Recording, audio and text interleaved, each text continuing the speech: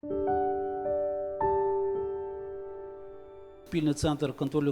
Joint Center for Control and Coordination on Ceasefire and Stabilization of the Demarcation Line was founded with a view to implementing the Minsk agreements and realizing the peace initiatives on the part of the Ukrainian president, as well as the initiatives of the president of the Russian Federation after the September 2014 meeting. The Joint Center's primary aim is to cooperate with the security agencies, government agencies, non-governmental agencies, and above all, the OSCE Special Monitoring Mission to ensure control and coordination of ceasefire, a permanent ceasefire, as well as control over the withdrawal of weaponry as per the Minsk agreements. I want to remind that according to the framework decision that was signed in 2016, it was agreed that the separation of troops and arms would take place in 3 pilot areas: Stanytsia, Luhanska, Zolote, and Petrivske.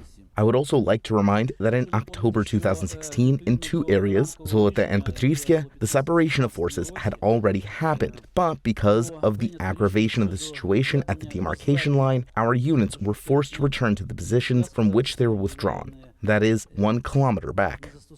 Regarding the situation in the area of separation number 1, as of today, all of the processes relating to the separation at Stanytsia, Luhanska have been completed. You are aware that on November 27th, a pedestrian bridge was opened, which was totally destroyed and has now been restored. Currently, the OSCE Special Monitoring Mission is taking measures to control ceasefire in the mentioned areas and to continue demining around this area.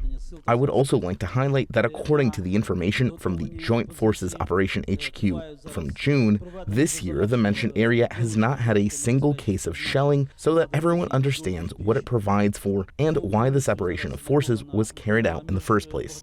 Regarding the situation in the area of separation number 2, in area number 2, practical steps were initiated with regard to the separation of troops and arms on October 29th, and they were completed by November 1st, after which the roads and roadsides have been demined, as well as other areas that were defined for the removal of explosive objects. Literally yesterday, the OSCE SMM received a verbal note about the completion of separation of troops and arms in the area of separation number 2, Zolote.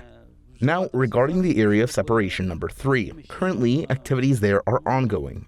A mirror separation of troops and arms has taken place to the organized positions. Explosives have been removed from roads and roadsides. The road between Bogdanivka and Petrivske has been restored. The fortifications and other military-oriented elements defined by the arrangements are being dismantled. I want to say that as of today, there have unfortunately been occurrences of unlawful military formations and Russian mercenaries, using all possible means to provoke our side, the Ukrainian armed forces, to retaliate.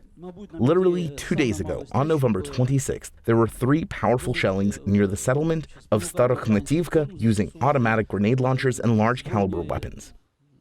It preceded the meeting of our representatives in the Trilateral Contact Group. It seems they set out to provoke the Ukrainian side into using weapons in retaliation so that they could accuse them of violating the Minsk agreements at this particular meeting of the Trilateral Contact Group. I've briefly outlined everything concerning the areas of separation. If there are further questions, I would be happy to answer them. Thank you for your attention.